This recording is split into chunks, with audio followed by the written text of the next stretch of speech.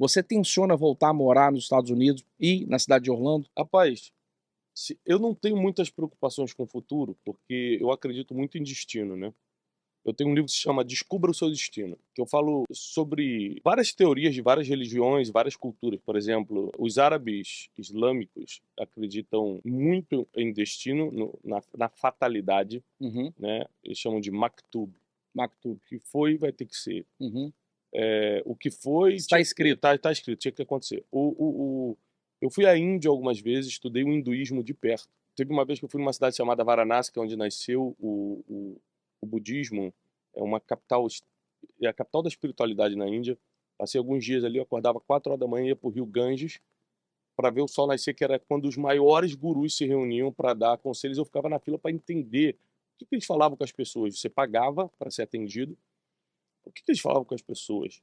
E geralmente, e eu tive essa experiência presencial, pessoal, os maiores gurus eles falavam sobre o karma, que é a mesma coisa ou muito parecido com o maktub. Assim, ó, você está passando por isso porque tinha que ser. É o teu processo na Terra e tal.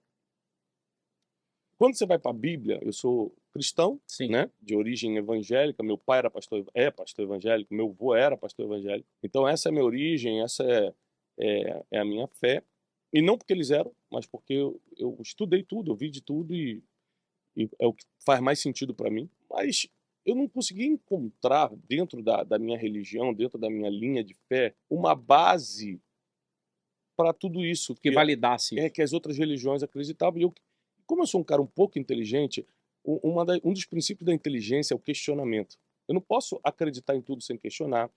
Outra base da inteligência é eu entender por que você pensa assim ou não. Em vez de eu já te condenar, eu falo, não, mas por que você pensa nisso?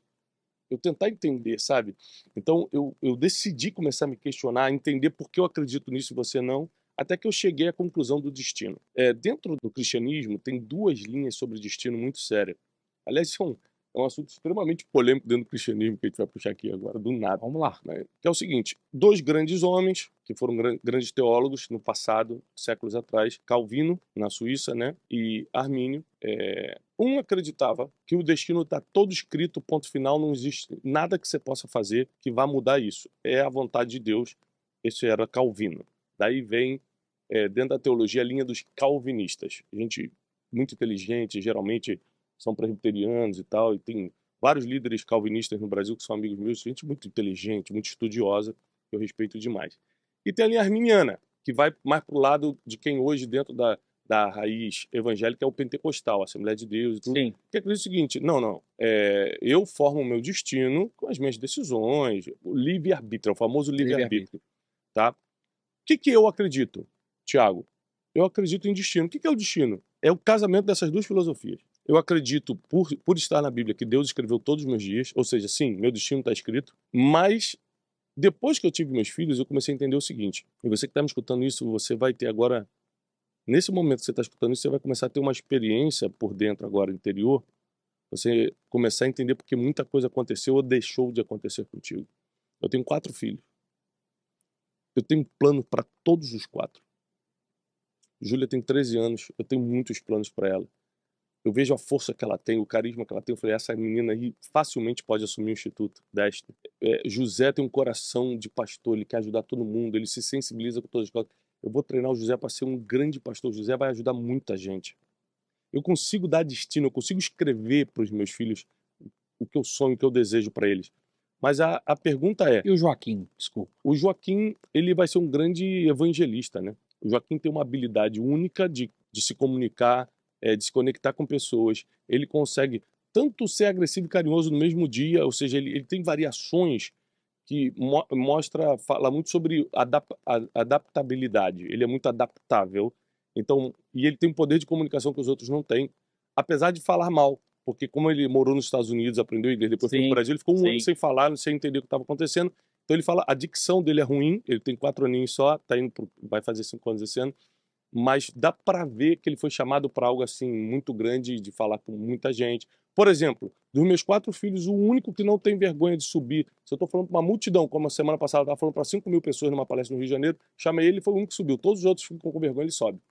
Pega o microfone e falei, fala tal coisa, o Joaquim, ele pega e fala. E ele é muito autêntico, né, cara? Muito. Se ele gosta, ele gosta, ele não gosta, ele não gosta. Isso aí. Faz pra agradar. E Jasmine também já é líder, com 2 aninhos, agora fez 3. Ela bota, todos os irmãos obedecem ela. Ela chega na escolinha da igreja, ela dá ordem. Quando chega, as crianças estão tudo obedecendo. Ela tem um espírito de liderança muito grande. Então eu consigo ver o futuro dos meus filhos, eu consigo imaginar o futuro deles, eu escrevo o dia deles. A pergunta é, Bruno, quando chegar na adolescência, na juventude, eles começarem a pensar por si só, tudo que eu sonhei para eles vai acontecer? Só pelo fato de você ter sonhado, não. E se eu botar num testamento e falar, é isso que eu quero que vocês façam, quer dizer que eles vão fazer? Não. Não. Por quê? Porque todo o seu destino ele tá muito ligado com o seu, com aquilo, com as suas decisões, com as suas escolhas. E por que eles vão tomar decisões que não são as minhas? Cara, eu costumo dizer que conhecimento e sabedoria não caminham juntos. Você só encontra a sabedoria lá na frente. Peraí. Então, Se eu sou o pai deles, eu sei mais do que eles, eu vivi mais do que eles, eu sei o que é bom, eu já provei tudo que é nessa vida, eu sei o que é bom, eu sei qual é o melhor caminho. Eu escrevi, faz isso que vai dar certo. Por que eles não fariam isso? porque cada um tem o seu destino, o seu propósito. Porque chega uma hora que você começa a achar que você é a independência. É o sentimento de independência. Eu posso fazer sozinho. Eu não preciso do meu pai para isso. Eu vou escolher, eu vou decidir. Então, eu acredito em destino, tá 100% escrito por Deus, principalmente se você já nasceu num lar cristão e fala o seguinte, olha, seja só feita a vontade de Deus na minha vida. Mas as pessoas que foram tomando várias decisões erradas e hoje estão precisando de uma restauração, estão precisando de reabilitação, estão precisando de ajuda. Então Deus escreveu que ele ia sofrer. E sobre livre-arbítrio, por exemplo, nessa linha aqui de Calvino, o livre-arbítrio não existe.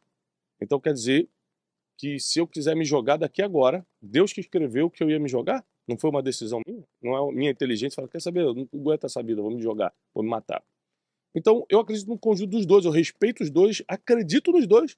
Eu acredito que Deus escreveu tudo, mas as suas decisões, quando meus filhos chegarem na adolescência, mesmo que eu saiba o futuro, mesmo que eu fale isso aqui é melhor, eles vão começar a tomar decisões de acordo com as emoções, com a influência das amizades. Ah, mas eu não quero fazer Harvard, pai, porque minha amiga está estudando na UFRJ, no Rio de Janeiro. Então ela abre mão de Harvard, porque a amiguinha, que é amigo dela, Tá lá no Rio de Janeiro. Então, tudo que eu planejei, alimentei 20 anos, tô dando um exemplo aqui, né? Alimentei 20 anos de amizade em Harvard para poder, quando minha filha crescer, eu vou botar ela em Harvard.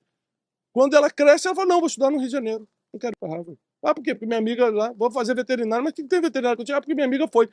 E aí tudo que você preparou, tudo que você ensinou por causa de uma amizade, que a Bíblia diz, as más amizades corrompem os bons costumes. Sim. Ela vai embora. Então, nós precisamos saber que assim é o futuro.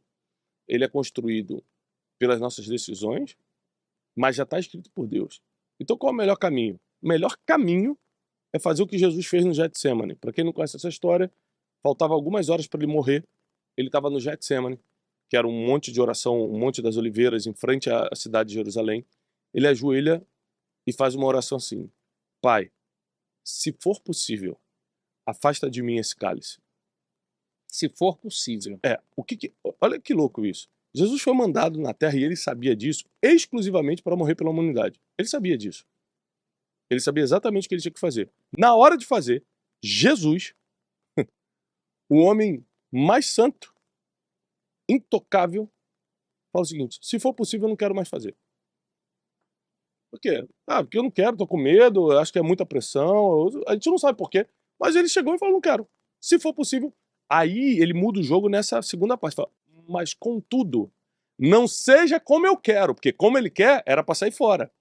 Mas seja conforme a tua vontade. Poxa, se a gente levasse a vida assim, ó, o que eu quero é largar minha família. Não aguento mais esse casamento. Mas, Senhor, contudo, não seja conforme eu quero, seja conforme a tua vontade. O que eu quero é trair meu sócio, porque ele é um safado, ele levou meu dinheiro também. Mas não seja como eu quero, seja conforme a tua vontade. Se a gente aprendesse, principalmente nos momentos de tensão, porque Jesus estava suando sangue, momento de tensão, colocar na mão daquele que já viu o futuro, irmão, nossos problemas estariam bem menores. O problema nunca acaba, né? Acaba um e vem outro. Mas estariam bem menores, a gente estaria vivendo muito melhor.